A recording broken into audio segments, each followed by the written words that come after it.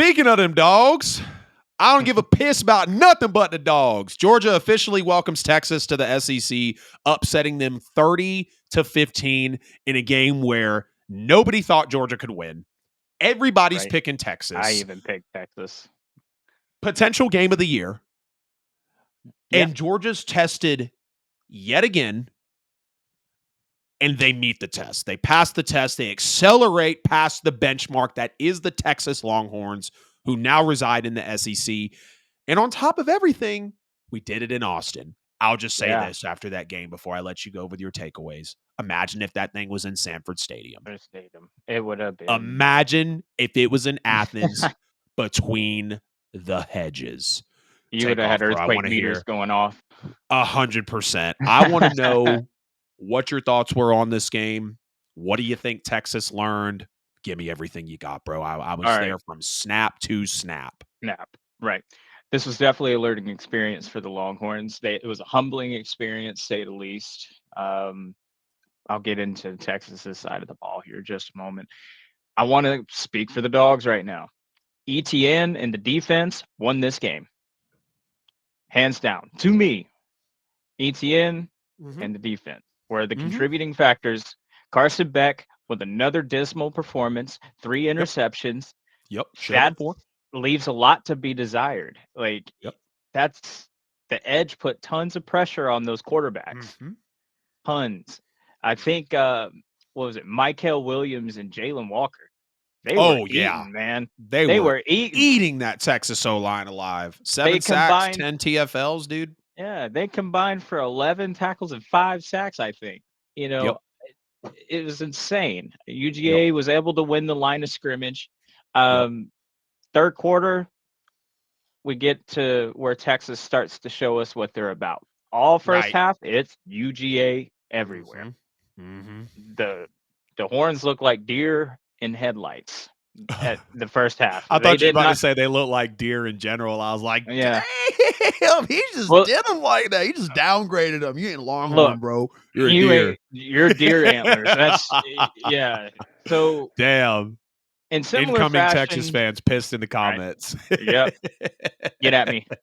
Talk mess about my that nose. was It's good, fine. bro. That was Um, amazing. but in similar fashion to that Bama game with Georgia, we see the third quarter. Third Yep. quarter is a big thing. This is where UGA starts to go a little quiet. The horns start to pick up. Maybe they could come back into this game. Maybe they can possibly rally to win. Once again, the dogs come back in the fourth quarter and they just pretty much close the book. It's over with at that point. The last things I'll say before I let you get on in it, Carson Beck's performance. The dogs have to focus on that. Just like Alabama has to focus on their issues with the secondary. This is UGA's problem. Right. Not talking mess about Carson Beck. I think he's a great No. quarterback when he can be, but the Right. interceptions are bad. The 8 deep ball in is the last great. 4 games. The deep ball is great. You make those Yep. throws when it counts, but you Yep. got to get better about throwing into coverages and making better choices with the football. If you Yep. want to win another championship, that's what you need to focus on. And I Right. said, I still think UGA and Texas are the 2 best teams in college football next to Ohio State and Oregon. Those Very are the arguable. 2 best teams to me. But I think we're going to see this matchup again in the SEC championship. Yeah. Yeah, very well so. It doesn't feel like Alabama's going to be pushing there. They've got a gauntlet to get through for the rest of the year as well. Absolutely. This was a heck of a game, bro. It was a For little sure. ugly also because of how, half to half it was, but Georgia does their thing. I'm not mad about anything but the fact that Carson Beck cannot stop turning the ball over. Okay? 8 interceptions in the last 4 games. 5 in the last 2. 2 against Mississippi State, 3 here against Texas, a 4th one that should have been called. It was the potential second one of the game. The ball hit the ground. Baby the football. First and foremost, I'll say shout out to my Bulldogs because I was nervous about this one. But the sole reason I picked Georgia to win this game was not because of the offense, was not because of the defense, Hell, Sark matches up with Kirby very well. Yeah, I think It so. was the fact that Texas had not been tested this year. Don't give me that BS about the Michigan win because they're not anything now. And Oklahoma's as broken Correct. as they can be. Yep. At the time, the Michigan win, take it for what it is. We figured out quickly what Michigan is about. Right. After Oklahoma played these last few weeks, and once they subbed Michael Hawkins in against what game was that Michael Hawkins got his first glimpse of action? Was it Oklahoma? I don't remember. But we've seen It wasn't Oklahoma fall Auburn, was apart it? over the last. I don't think so. I can't No. remember. But we've seen Oklahoma falling apart, over these last few weeks. And I was just like, who has Texas played? Right. I hear Who? you. And that was just my thing. And again, you can look at the points in the season that they beat the teams that they did, but understanding the nuances of Texas, how they've beat the teams that they did, and just knowing flat out that they had not played a team of Georgia's caliber up until this point. Obviously, Carson Beck is a major issue. You cannot have him throwing that many interceptions. His decision making is by far his weakest trait. That is something that has to be worked on. He will not be a highly coveted pick in the NFL draft, despite the quarterback class, if he continues to play like that. Clearly, Georgia is more efficient when they take the ball out of Carson's hands and put it in Trevor Etienne's belly. Once Trevor started rolling downhill and getting his number called, Dogs were in control. Dogs are in absolute control. And kind of like with Tennessee, if you can keep that vibe going, because Georgia's going to have tougher games. And we look at everyone's regular season. If you're in the playoffs in a 12 team, you're not going to play an easy game. Okay, No. we've seen how college football has been this year. You're not going to play an easy game, even if you have that first round bye. Absolutely. So, it's a lot for Georgia to be able to fix this, because it's not going to be sustainable or winnable football if you don't. I still like Carson as a guy. I think he's very, 50-50 north and south type of player. He's got a huge arm, but he's got to be able to dial in the accuracy. Clearly, Georgia's defense was the big talk of the town here. 7 sacks between Quinn Ewers and the little Arch Manning fiasco that we saw there. 10 tackles for loss as well. The ugly interception thrown by Quinn Ewers, just really not even understanding the play call. If you look fundamentally at what that play call was supposed to be, Quinn Ewers just did not execute well. The Georgia defender jumps underneath it. Quinn Ewers was supposed to make a read immediately. He didn't. His feet get kind of shuffled, and the rest is history. Texas's offense did, start to click up at times. Of course, we did see that, and they start to inch back into the game, which I expected. Georgia's up 23-0 going into the half, and I'm like, okay, I like this, but I want to see more. And that's why when I saw Bobo still dialing up those big plays, I'm like, I understand he wants to run up the score, but clearly at this point in this time, it's a little different than Georgia-Bama. You kind of do stop calling those good plays when you're up by almost 3 possessions and you're against a team like Texas who has played the pedigree of football that they have. That's why I appreciated. Yep, I appreciated the game of the change of the game plan. We start putting the ball in Trevor's belly, and he just starts running downhill. And this really felt like, from just my personal opinion, this really felt like the Trevor Etienne breakout game. Yeah, this felt like the Trevor Etienne arrival. Are we going to be able to lean on this guy more and more as time goes on? And, clearly, right, 3 rushing touchdowns in this one. I actually want to go back and look at his game log real quick, because I want to say this is just how this dude's smile is cracking me up. This is just how he's had to play. 5 for 78, 19 for 79, 12 for 55, 16 for 88, 11 for 35, 19 for 87. The Auburn game, yeah, you could say he came out there, which was nice. The Kentucky game, he definitely, we had to lean on him there, but he didn't have any touchdowns in that game. He just got his first touchdown in the Alabama game. 1 touchdown against Bama, 2 against Auburn, 1 against Mississippi State, 3 against Texas. So this was definitely the Trevor Etienne breakout game, and I want to see more of this. I want to see Bobo lean into this more. I really do. Absolutely. I didn't like how Georgia didn't do anything with the second strip sack on Quinn Ewers. I mean, 3 straight pass plays. Come on, we're just talking about Mike Bobo being Mike Bobo, and here he goes, doing his thing. The fact that Georgia was able to escape the first quarter with 3 turnovers and a lead is very impressive. I enjoyed the strip sacks on Quinn Ewers. I definitely thought those were very reputable and worth writing home about. I want to talk about the Arch Manning situation, because some people are overblowing it. Oh, it's a quarterback controversy. This is what Sarkisian didn't need to do. Quinn Ewers is a senior. How dare you break his confidence?